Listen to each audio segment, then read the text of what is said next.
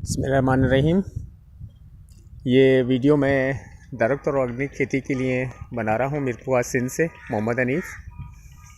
ये मेरी कीकर की हुड़ी है। ये 2 एकड़ पे मुश्तमिल है। 2017 में मैंने ये लगाई थी। 17 के 9वें महीने में मैंने ये लगाई थी और ये तकरीबन 4 साल की हो चुकी है। इस तरह की अभी इसमें ये पोजीशन है। इंतहाई कलराठी और गैर आबाद ये ज़मीन थी मेरी। इसमें मैंने ये दरख्त लगाए। माशाल्लाह, अल्लाह का शुक्र, बहुत खूबसूरत खड़े हुए हैं। लकड़ी का साइज़ भी अच्छा बन रहा है। वाटर टेबल हमारे यहाँ पर बहुत ज़्यादा हाई,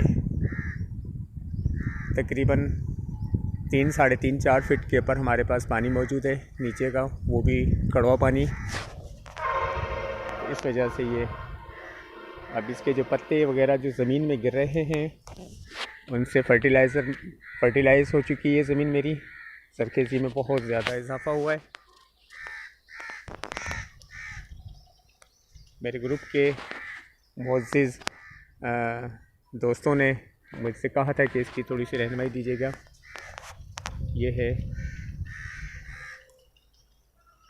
मेरी कीकर की हुड़ी, जिसको हम सिंधी में यहाँ पर बब्बुर कहते हैं।